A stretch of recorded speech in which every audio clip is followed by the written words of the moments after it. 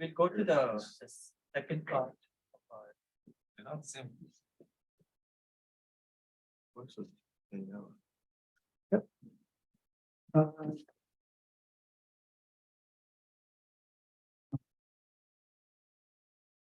right, let's continue. So the next one I'd like to share is FlatFormer. So let's first revisit the latency breakdown of the beam diffusion. So this is a breakdown after like the optimal. We use the optimized view transformer. So you can see the view transformation only takes around 12% of the runtime. So after this optimization, the latency bottleneck becomes the LiDAR encoder. It takes around like 43% of the total runtime. So that's what we will be focusing up next for acceleration. So let's first take a look at the 3D object detection benchmark here. It might not be very easy to tell from their method names, but actually all these highlighted ones are based on sparse convolutions to build their like LiDAR encoders. So what is sparse convolution? So conceptually, it is actually very similar to the dense convolution being applied to the sparse data. So here, the left-hand side is the dense convolution, and the right-hand side is the sparse convolution. So for each of the output location here, we just draw a 3x3 window surrounding it, and then we do the convolution, basically multiply each of the element here with the corresponding weight value in the convolution. So for the dense convolution, even though there are a lot of values, zero values in the window here, we still need to compute all of them, do all the matrix multiplication here. While for the sparse convolution, we'll skip all those like zero neighbors so that we can reduce the computation time. So this is like especially very useful for those sparse data, for example, the LiDAR point cloud, where the sparsity can go down to 99%. The other difference you might have already noticed here is the sparsity pattern is different after the convolution, right? So for the dense convolution, an element is non-zero as long as one of the elements in the window is non-zero. So for example, for this output point, we have one of its values in the window is actually non-zero. So it's actually non-zero after the convolution. While for the sparse convolution, it is non-zero as it is zero as long as the input is also zero. So this design is more from the practical consideration because we want to keep the sparsity like rate so that we can use that, leverage that for the acceleration. If we follow the same design as the dense convolution, then after a few layers, we'll basically have no sparsity at all, right? So the support for the sparse convolution is actually highly non-trivial because we need to write specialized kernels on the GPUs. So this is because the sparse operators are not naturally supported on the GPUs. They are actually not favored by the GPUs. So we have built a library called TorSparse to help resolve this issue. So its API is very similar to a PyTorch. If you're familiar with that, you can see from the right-hand side. So basically, for the model definition, you only need to replace the torch.nl with our TSNN. And for the tensor, you replace the original PyTorch tensor with the sparse tensor. So after that, you can just use the model and the tensor as if they are like PyTorch models and PyTorch tensors. So you can do the forward here, you can do the loss and do the backward here. So the installation is also very simple, just a one-line. So quickly to use it if you're working on some sparse convolution related stuff. So the library is highly optimized. So compared with the industry-leading solutions from NVIDIA and from TuSimple, so our TorSparse is up to three times faster for the inference and around 4 times speed up for the training benchmark. So it's highly optimized, but you can probably imagine there are a lot of engineering efforts behind it. So it becomes very challenging if we want to support more hardware. Like for example, we want to support other hardware other than NVIDIA GPUs like AMD GPUs or on the Qualcomm devices. Then we need to go through all these optimizations over and over again. So the question we keep asking ourselves is it possible to redefine the computation for the sparse point cloud so that we can reuse these dense operators, and then we can reuse all the efforts people have already spent on optimizing these dense workloads. So that's why we started to look at the transformers. So transformers are actually very popular these days. For example, it's actually used in the latest ChatGPT. So let's firstly quickly revisit how the transformer works. So this is the architecture of the original transformer model. We can just focus on the left-hand side, which is a transformer encoder. So you can see there's a multi-health self-attention, which is the key operator in the encoder. And we have the feed-forward network, which is basically applying the MLPs over all the points and having some skip connections here and normalization here.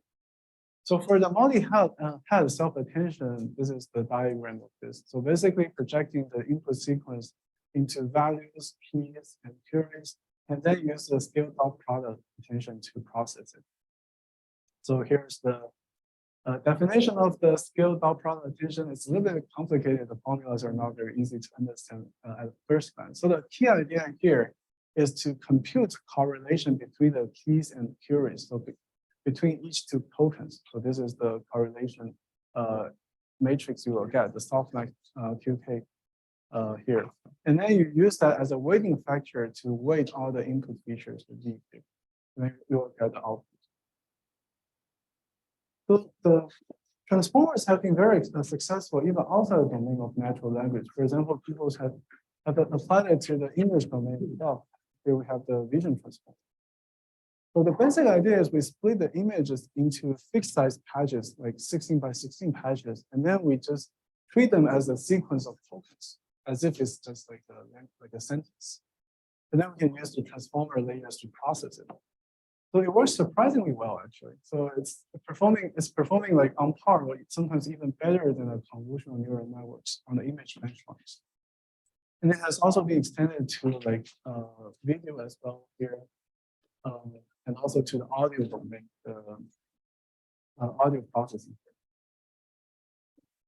So, however, transformers are not as effective for the point cloud. So here's a trade-off curve on the Waymo open dataset. So the x-axis is the latency, and the y-axis is the mean L2 MAPH. So basically a 3D detection accuracy metric. So you can see that the gray, these two gray methods are center point and center point plus, these are sparse convolutional models, and the other ones are the point cloud transformers.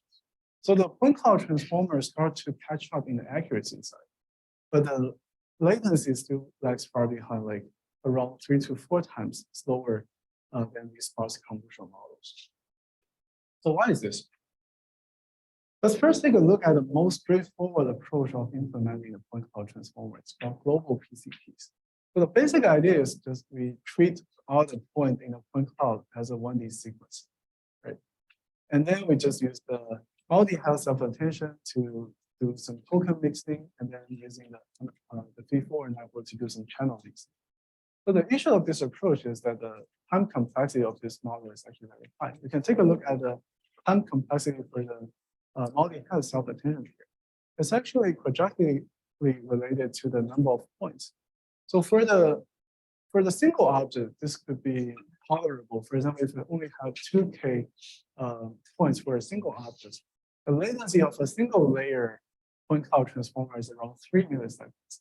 Well, if we're going to scale up to the outdoor scenes where we can have 32K, or even more actually, the latency could be as far as just 1 second for one layer. Not to mention if we want to stack multiple of them together to do the actual model. So because of this, so most of the recent point cloud transformers actually follow a different approach. It's called window PCTs. So the basic idea is we want to apply the transformers only to the local regions. So to achieve this, we will first split the all the points into like non-overlapping windows here. So for example, in this visualization, we're using 2 by 2 windows. And then for each window, we just apply the multi-health self-attention within the window. So that way we can reduce the computation cost a lot. So after the projection, we have C, AE, HBG, IFD, these 5 groups. So one key challenge here is the different from the 2D images where like all the elements are there. So it's basically highly regular like across different windows. But for the sparse point cloud, if you take a look at the distribution here, for some windows, you like around 20% of the windows actually, you have only like 1 point here. While for some windows, you can have as many as like 81 points. So there's a huge imbalance in the workflows different windows are processing. So because of that, we cannot actually use a batch computation for all of them. So the way people usually do is we do some like adaptive grouping. So basically grouping those windows with similar workloads together. For example, here, the C, A, E, I, F, D, these 4 groups are windows are grouped together. And then we'll add some zeros to make sure that all the workloads within the same window is actually is balanced. And then we can apply a batch computation for each of the group here. So it's very effective actually in improving the hardware utilization. But the problem here is that you're introducing a lot of overheads. We don't really need to compute the multiplication for these zeros, but we have to pad them to make sure the workflow is balanced. So the key idea of our FlatFormer is how about we just make the workflow balanced at the first place? So the way to achieve this is we first flatten the point cloud into 1D sequence. So the way we do the flattening is through a window-based sorting. So basically means we go over each window from top to bottom, from left to right. So basically the first window is C, and then A, E, H, B, G, I, and D. So this is the flattened sequence we get here. And then after that, we just partition those points into groups of equal sizes. So in this illustration, we're just using a group size of 3. So that like after this step, all the groups have perfectly regular workloads. So we can use the batch computation over all of them. So there's a caveat here. So there's no free lunch. Like the computation regularity is perfectly regular, but you can take a look at the spatial regularity of different groups. So you can see for some groups, for example, the final group, IFT, they are not spatially contiguous on the memory. So on the in the 3D space. But we were showing in a few slides that this is not a big deal because the self-attention has the capability to suppress these outliers. And there are a few other designs here. We do the sorting access alternation and also the window shifting. The reason for that is I mentioned that we're like doing the flattening using a row major sorting. So that actually breaks the symmetry between different accesses. So what we do is we just alternate the sorting access across different transformer blocks. So the first one we're doing a row major sorting, and then the second one we're doing a column major sorting. And also we use the shifted window. The idea is to just shift the window by half of the window size. So these two techniques are used to encourage the communication of the features across different like directions and also across different axes.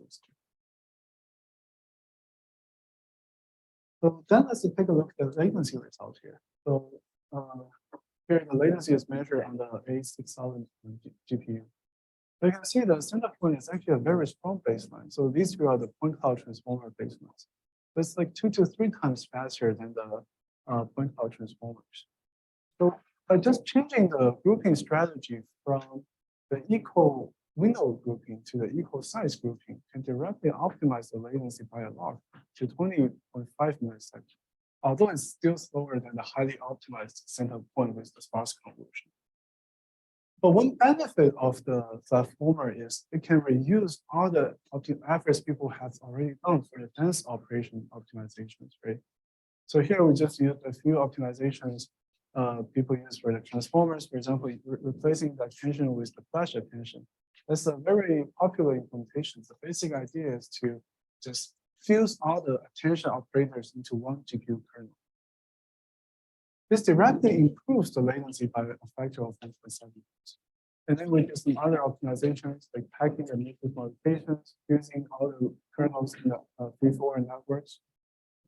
So these two are actually very common practice by the condensed transformer. And finally, we'll drop the last group if there's any residual points.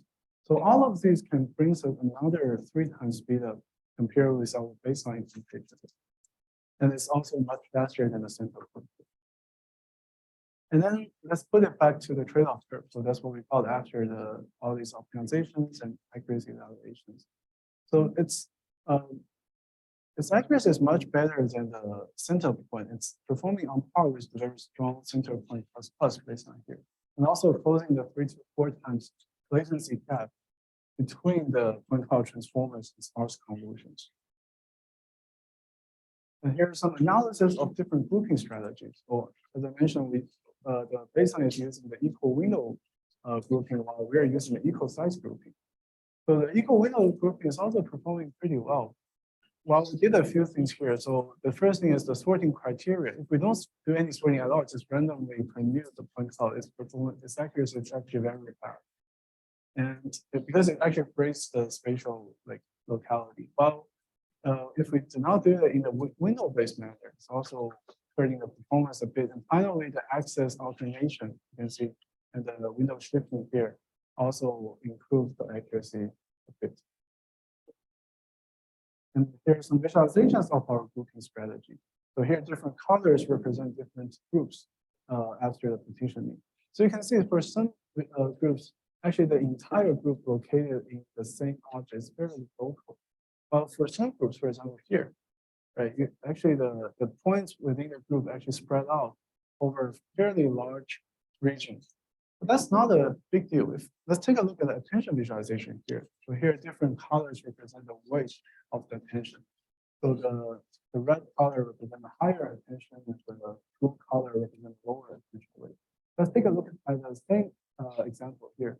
For example, for those outliers, you can see, right, actually the attention weight is fairly low. So that means even though sometimes the grouping strategy is not perfect, but the self-attention mechanism can actually deal with this type of outliers very well, just suppressing their weight, attention weight in the computation.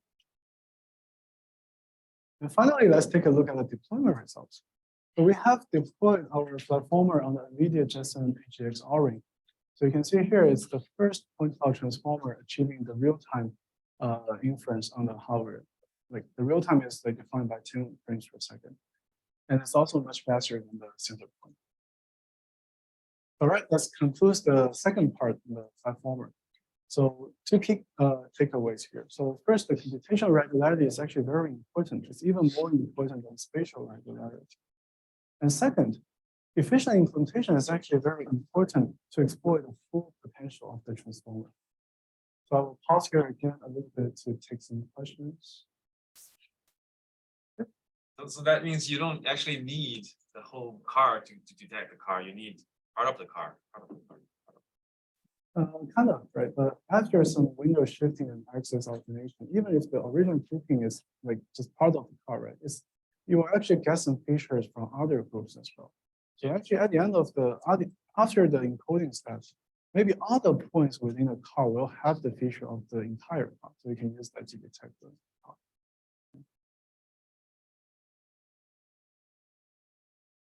Is there any other question?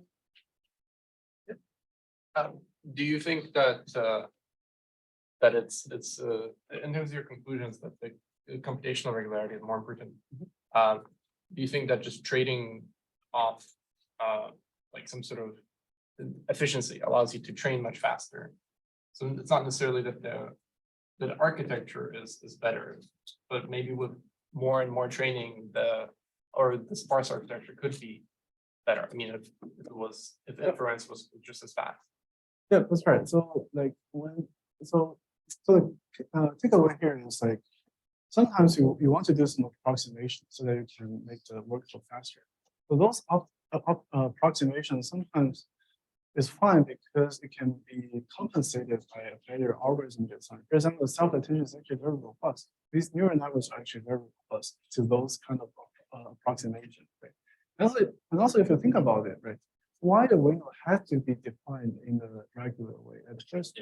Why it has to be by 2x2 windows or 9x9 windows? Why can't we just do that in this way or other ways, right?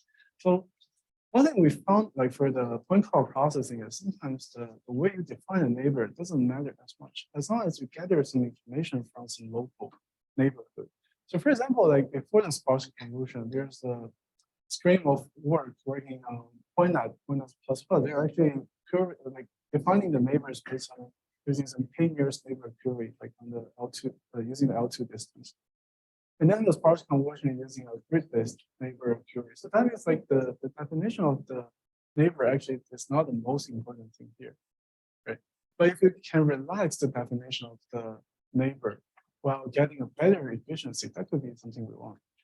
So that's, I think, the main takeaway of the platform over here. So a follow-up to that, in the in the first transformer layer or in the first voxel convolution layer, that the signal is sparse because you only have features at each point.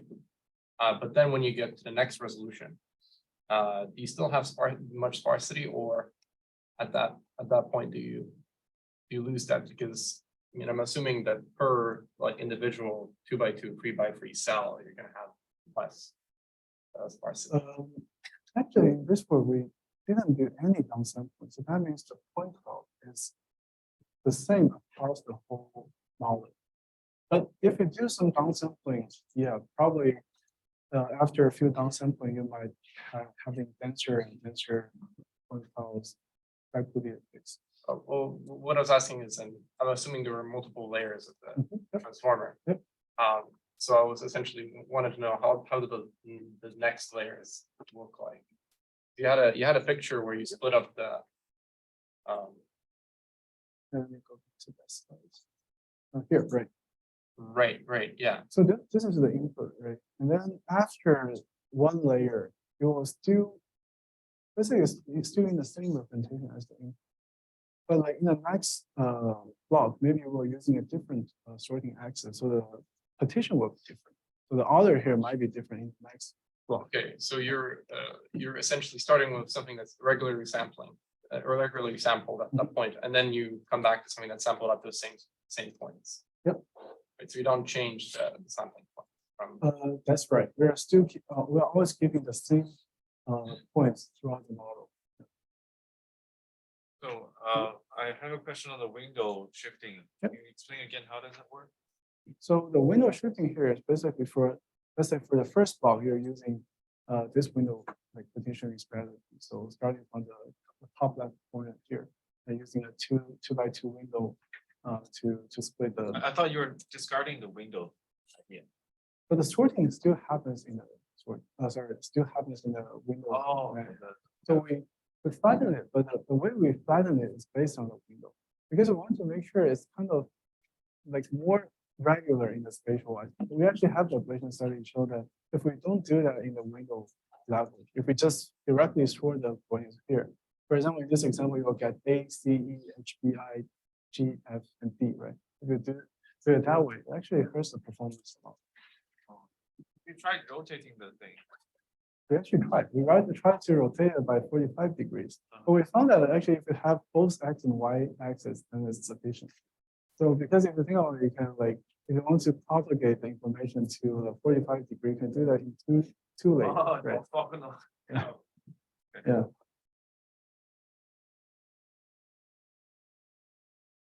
Any other questions?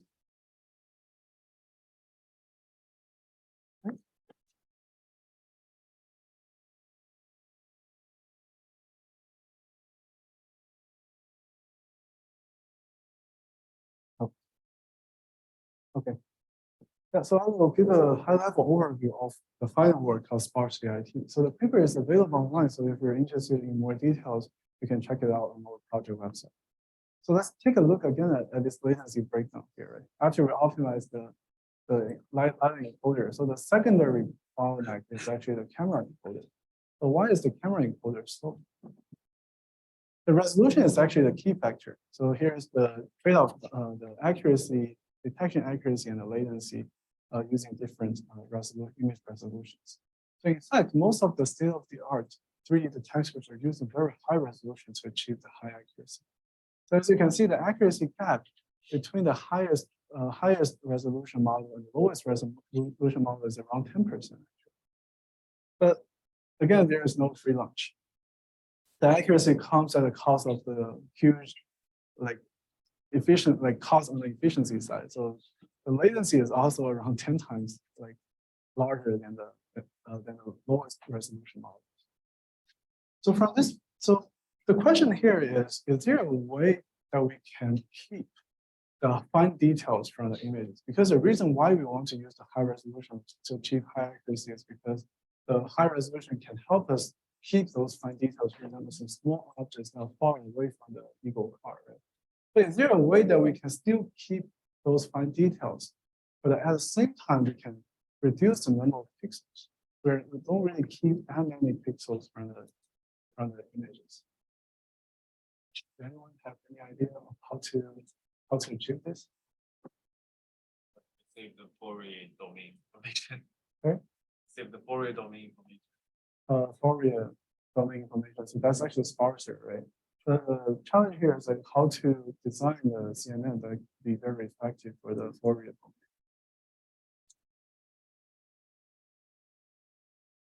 Perhaps you could first process the low resolution image to see which points are interesting. And then based on that, like hierarchically process the high resolution ones. Yeah, that's actually a very interesting idea. We have a like ongoing work actually exploring similar ideas of that. So because like compared to the low resolution image, right? The high resolution image probably just contribute a little bit to that. Like for example, for some boundaries, for some small objects, but we don't really necessary to keep all the images in the high resolution. Probably just part of that, right? So that's actually a very very interesting idea that probably the paper will come out soon. Yeah. Yeah. Anyone have any other ideas? Yeah, so in this paper, the SparseViT like explored the activation pruning but there are other options for sure, but like this paper explores the activation pruning to solve this. So the key motivation here is very similar to what you have just mentioned, right? Not all the pixels are equally important, especially for different tasks. The importance for different pixels could be very different. For example, if you care about the 3D detection here, probably only need to keep those pixels that relate like corresponding to like the object, while we can discard all the other like background pixels. But so then after that, the intuitive idea is just to simply prune those like non-important pixels to get some acceleration. But here, the upper image is obtained by just directly downsampling the image by 2 times, while for the lower image, it's obtained by keeping the resolution the same, while pruning away like 75% of the image. So that means the upper and the lower images, they are essentially having the same number of pixels. But we can clearly see that the lower image preserves more details. For example, for these pedestrians, right, you can better recognize them from the higher resolution but sparser data. So this is an overview of the SparseViT. So the high-level idea here is we want to prune the activation, those like blocks that are not very important to the task. But one thing we did here is like we prune the all the pixels in a blockwise manner. That means we either prune the entire block or we keep the entire block. The reason for that is if we do a fine-grained pruning, for example, like we can prune any pixel we want, that can make the whole workflow very erratic. So we need a lot of optimization like techniques to support that. But if we do that in a blockwise manner, and also actually the recent window-based transformer is already executed in a blockwise manner, that could directly gives us some like speed up on the hardware. And also like how we define the importance. So we don't want to do a manual, like have a manual rule to define the importance. For example, some pixels are more important, some pixels are less important. The way we do that is to learn it end to end. So basically we just use the activation, the L2 magnitude of the activation of each window as the importance measure. So that the model can learn that, okay, if this block is more important, we probably will give a higher activation values to that. But if it's less important, probably like lower activation value for that block. And another thing we explored is we use different sparsity like levels at different stages. For example, for the first few stages, we might want to use lower sparsity while we can gradually increase the sparsity value. The reason for that is different layers have different sensitivities. For some layers, they're very sensitive. For example, those are like closer to the input, sometimes it could be very sensitive. Closer to the output, that could be very sensitive.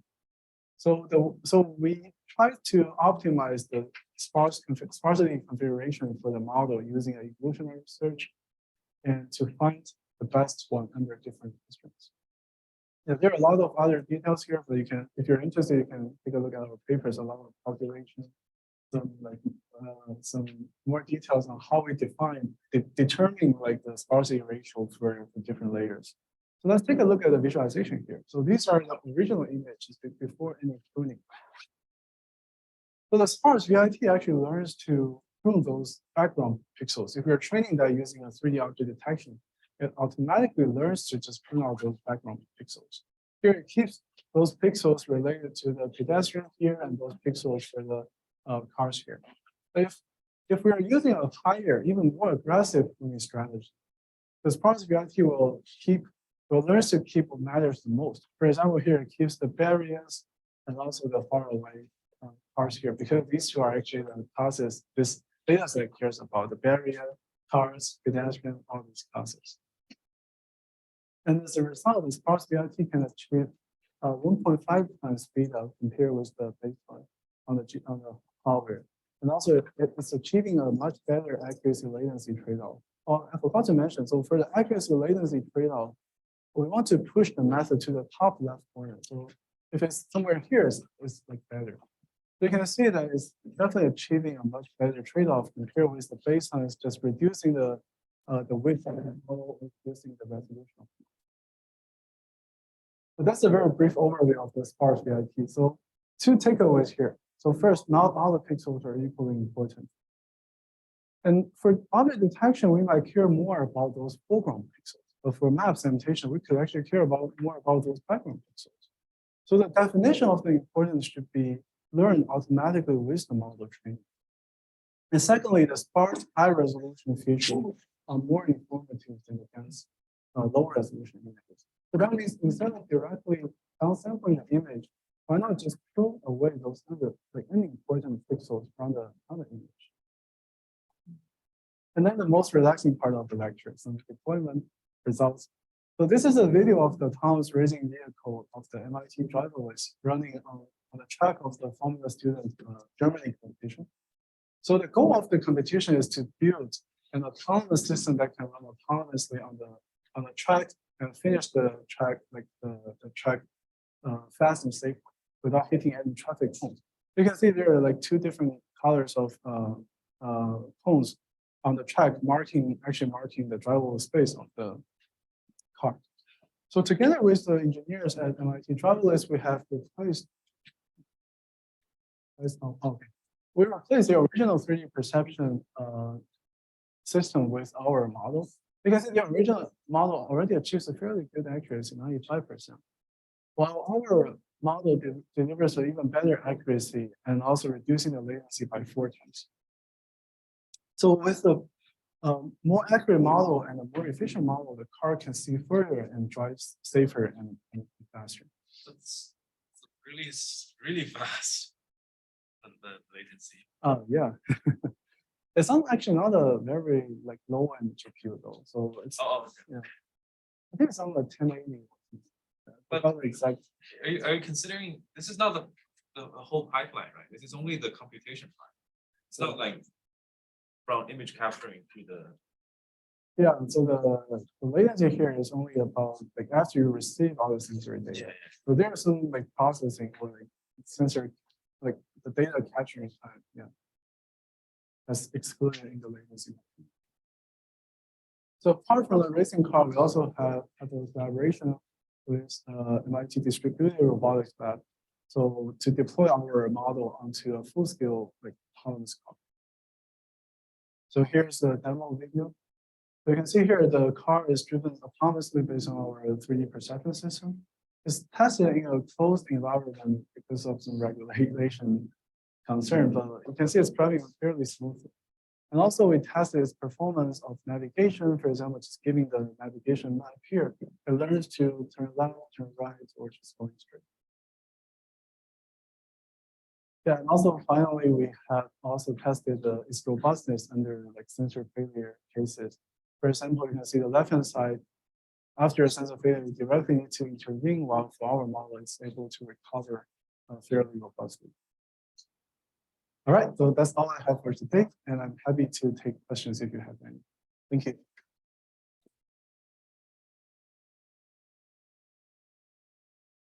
Any lingering questions? So if I remember correctly, you're in your last year of your PhD. Yep. When did the the research into autonomous driving start for you? So the first